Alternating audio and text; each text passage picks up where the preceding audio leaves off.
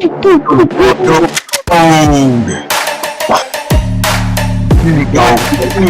back.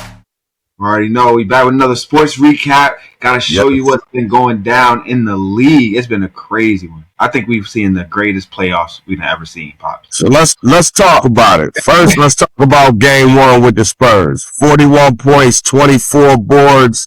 You know what I'm saying? Like, right there, what we saw was a legendary player in the making right there. And you know what I love the most about it?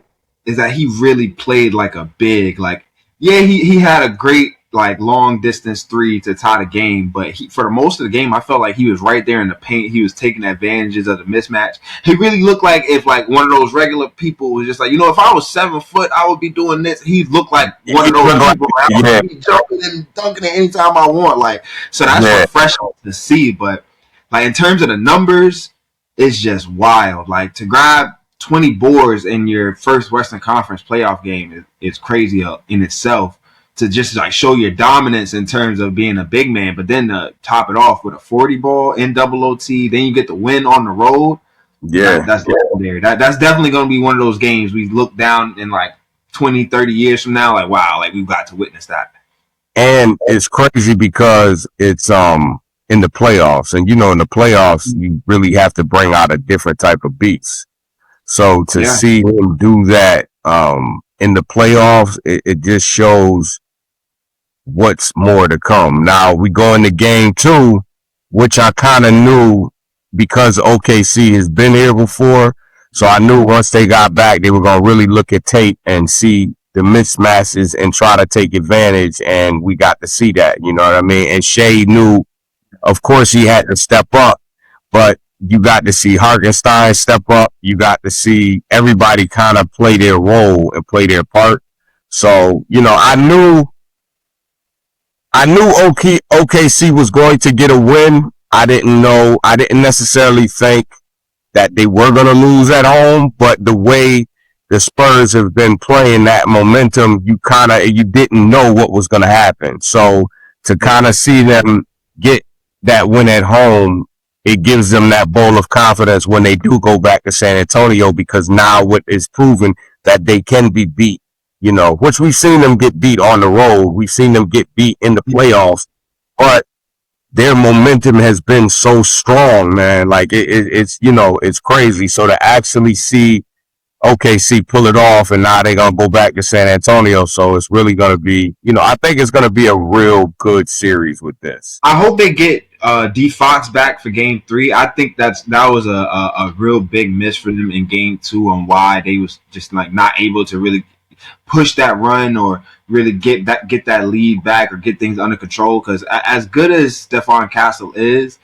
tremendous player, he's just not a point guard. He's not your primary ball handler. I wouldn't even say. I think he could be your secondary ball handler with less responsibilities to play make, because those type of turnovers, and like, granted, all of them weren't his fault.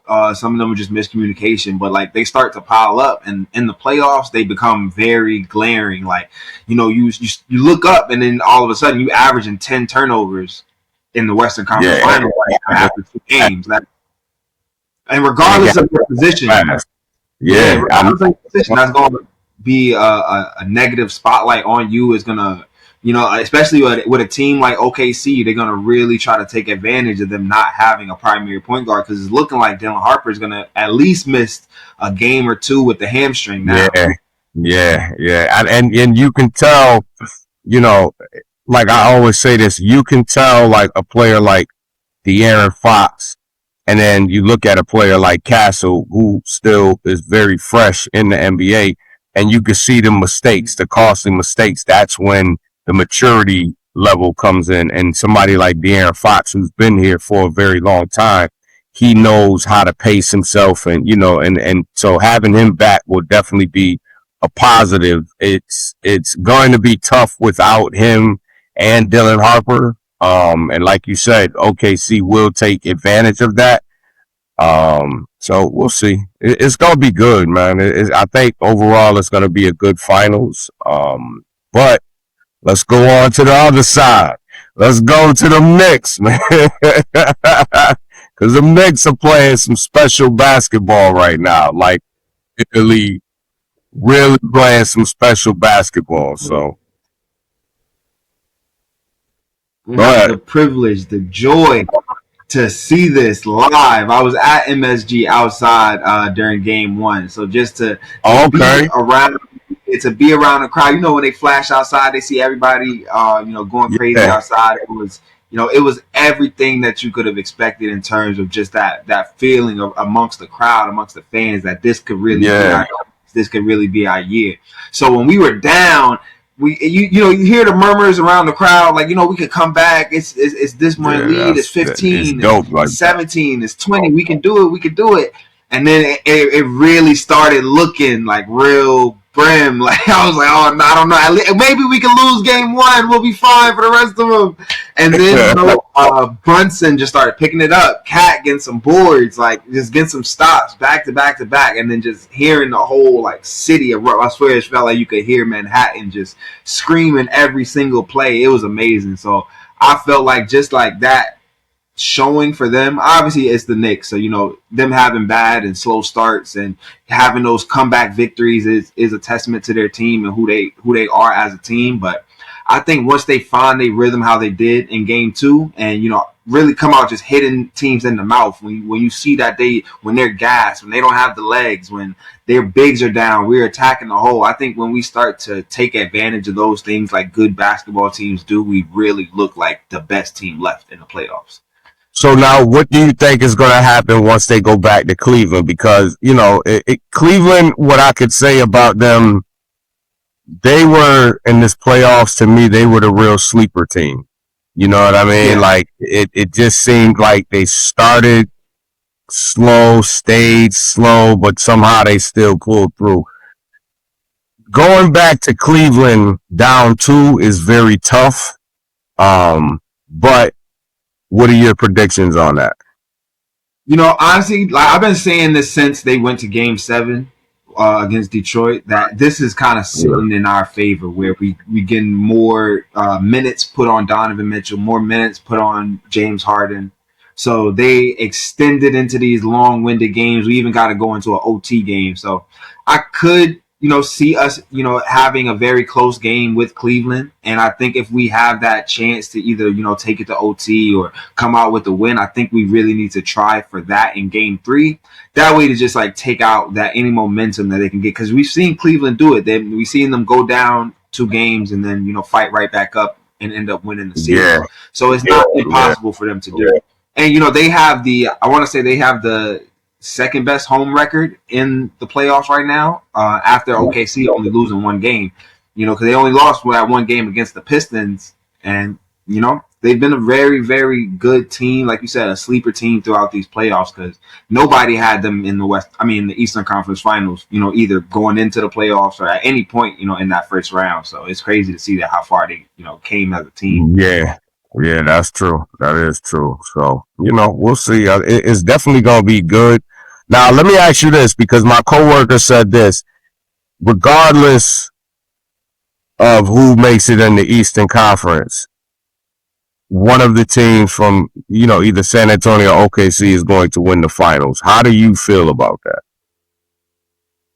I personally, as a Knicks fan, I would like to see the Spurs, just because we have a better chance dealing with them in terms of, I think we have better defensive play against big men than we do against guards. I feel like guards are always killing us. Even now, Donovan Mitchell has been going off. James Harden has been, as bad as he's played in these fourth quarters, the first 3 quarters of these games, he's been torching us. There's nothing we can really do to stop him. So, and we have great perimeter defenders, which really doesn't make much sense to me. We went out and spent all this money and traded all these draft picks for Mikal and OG, and it feels like they can't guard anybody on the wing. But, in those late game moments, it does come, because, good offense always outweighs bad defense. Good defense.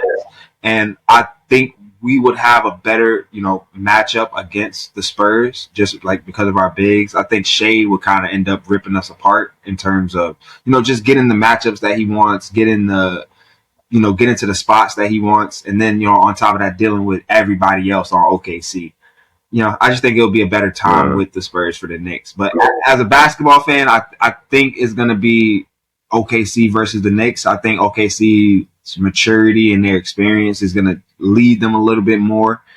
Coming down to Game 6 and Game 7, where we're kind of seeing it right now with Castle, and Harper. They both had, although they had really good games, they had their struggles in terms of shooting, in terms of turning the ball over. And, that can come into play because right now it's like every possession in every game is a little bit more important. So I think that experience is going to come back to them. And, also, like you said earlier, not having De'Aaron you can tell what that does to that team, and you can tell how much he is important to that team. So, hopefully he will get back. I mean, if he can come back and they can pull off Game 3 with him, it kind of will give them, they'll kind of be a little bit more in their chest. Like, okay, now we can battle with OKC because it's going to be tough, because you're dealing with a team, Oklahoma, who's been in the playoffs for a while and who's been here in this position and came back and still won the championship. So it's definitely going to be it's going to be a fight. It's going to be a dog fight, really, for everybody. You know what I mean? Like, the Knicks are up for a dog fight going back to Cleveland because Cleveland, again, they're another team that's been here. They're another team that's been down plenty of times and still pulled through. Resilience and consistency and persistent. It plays a lot in ball, and it's true. Good offense overall beats bad defense, anytime, So we'll see, man. I think it's going to be a good one, though. What you was going to say? It's funny because they say there's a lot more that's riding on this conference finals for all four of these teams. We already seen that Bucks and the Cavs have put together a deal for Evan Mobley, a few picks. I think Strus or something like that for Giannis. And the Cavs ended up declining because they didn't want to part ways with Evan Mobley. And it's like, Evan Mobley for Giannis. It's like, well, are we trying to win right now? Are we trying to win potentially 5 years from now? We get other pieces around Mobley because it's like you put Giannis with Donovan Mitchell and James Harden right now. It's looking a lot scary for New York. I say that to say, who would you like to see Giannis with out of these other three teams? The Knicks, Spurs, and OKC. They all, could fairly use him if they lose in this conference finals. Well, I know we said this earlier. Love to see Giannis go with Wemby, but that would be just like pure domination in the NBA. So, it would be unfair to a lot of other teams. So, it's hard. But I was talking to my coworker today, and I want to get your opinion on this. Honestly, I'm gonna be biased. I'm gonna be biased in both ways. I would love to see Giannis. I would love to see him more in a Knicks uniform than a Nets uniform, simply because him and Jalen Brunson, I think, would be like a dope duo. But more than like Michael Porter Jr. and not taking away from Michael Porter Jr. But I just think, and there's other players over there, but I just think, he's that marquee player. But I think him with Jalen Brunson would be it would be like a dope duo to see. But my coworker, he's a Boston fan, and we were talking about it. And one of the things that I was saying and he was saying, I hope that they don't split up Jalen and Tatum just because they're used to each other. They've won a chip together. Like, they've been balling and playing amongst each other for a very long time, and they are one of those duos that work. I would love to see Giannis to come over there to be a part of that and create a big three with them. Logically speaking, it's hard because of everybody gets paid. Everybody gonna need the ball. Jaylen Brown is a star in himself. I think he was robbed by not even being mentioned in the as far as MVP, which I think is crazy. But I would like to see that. Now, Giannis at OKC, it would be who do you give up and where does he fit? Because Chet is the big man, but Giannis will also be a big man too. So you know what I mean? Like you're gonna have to kind of work that one out. Whereas where like if he went with Wemby, Giannis wouldn't have to be so much focused on being in the post and in the paint unless it's time for him to score or get there, as opposed to grabbing, rebounding with things. Because you see, Wemby really locks that up. So it's hard. I really don't want to see him go to the Cavs, even though him, James Harden, and Donovan Mitchell would be a real good squad. But I really don't want to see that, because I think, to me, him going to Cleveland from Milwaukee, it's really still small market. I would love to see Giannis go to a bigger market, even though OKC is small. But to me, when you look at, because they brought a chip there and they're back here again, and they have a better chance of reaching there than I would think the Cavs this year, because overall, I don't think the Cavs are going to beat the Knicks. Even if it went down to Game 7, I think the way the Knicks have been playing, I think they are going to make it to the finals. Don't quote me, but I really wouldn't want to see him go to the Cavs. I would prefer him see the other three or Boston, so yeah. It's tough. But what you think? What you think about it, though? But I think it's really going to come down to what the Bucks can get in return, and what are they looking for in terms of their team? Are they looking to rebuild and potentially run into this situation with another draft pick down the line, them not wanting to stay in Milwaukee, them not being able to get free agents, and you kind of just running into this cycle until you happen to get another Giannis, or you go with a pick like, or a trade with Jaylen Brown. We kind of get in some immediate talent. You're getting an MVP caliber player.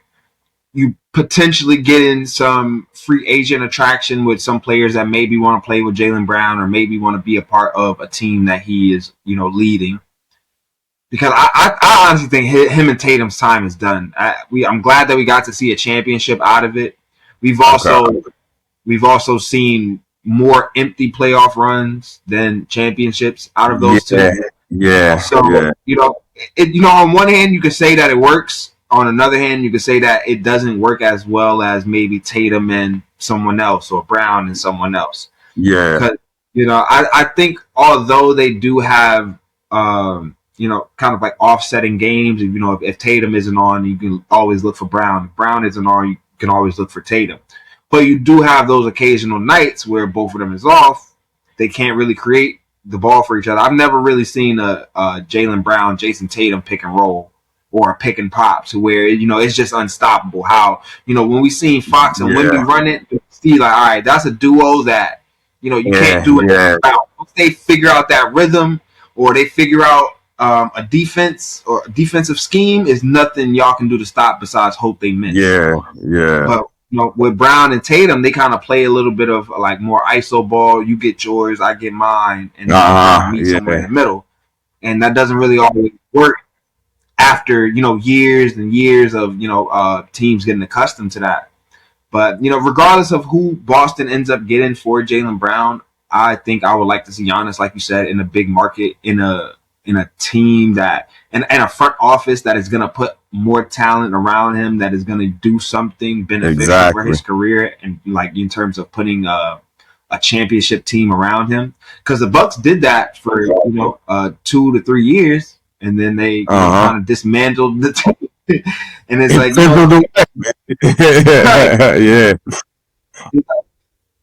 and if you ever get the chance to hear some of these players talk on podcasts, a lot of it do be the ownership wanting to chase the next big thing, chase what's hot, chase this, hot free agent, chase, ticket sales, or what this could do.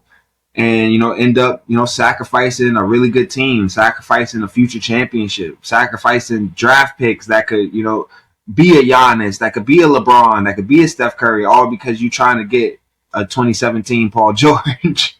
Because you got to look at it. A lot of these owners, man, unless they're really truly invested, unless they're really truly invested, a lot of these owners really don't you know, I'm not necessarily saying they don't care, but it's more of monetary for them. It's more of, like you said, the ticket sales. If they do win a championship, of course, it brings more to that city. It brings more to that team and even revenue. But at the same time, you know, a lot of them, like from what I heard, the Mavericks owners now, like none of them are really into basketball like that. You know, the few, they had the majority. There are still few of minority owners, but you know, so when they did that Luka trade for them, it really wasn't. It wasn't a big deal because at the time they were sewn up to get Cooper Flag. That was the name, so they were looking at it at that point of view. You know, and then at the same time, you didn't know what was going to happen with Luka because of injuries and things like that, because of his weight. So they didn't know, so they was just like, you know what, we might as well just sell and get rid of it right now, you know. So we'll see. So, all right, before we get out of here, what's your predictions for the next games? I'm gonna take the Cavs game 3. Okay. Knicks game 4, and then we'll see what happens when we get back to New York. All right. Yeah, I do think they do go back to Cleveland. I think the Cavs are gonna pull one off in Cleveland. I don't know if they'll bring it back to New York 2-2.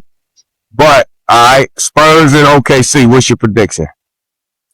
I think they're gonna split at home again. We're gonna go back tied up.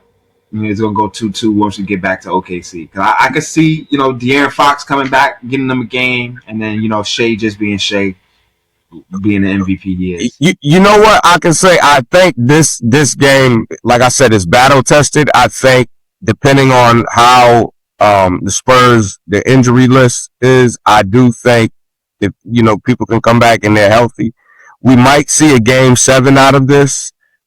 If not, I think OKC is going to some way pull through in 6. So, you know. See that? Yeah, we'll see. The injuries might be too much. Yeah, man. Y'all leave y'all predictions in the comments. Y'all let us know who's going to be in the finals for 2026. Please let us know. And definitely we will be back with another sports recap. This is the Royal Code, and we'll talk to y'all. Peace.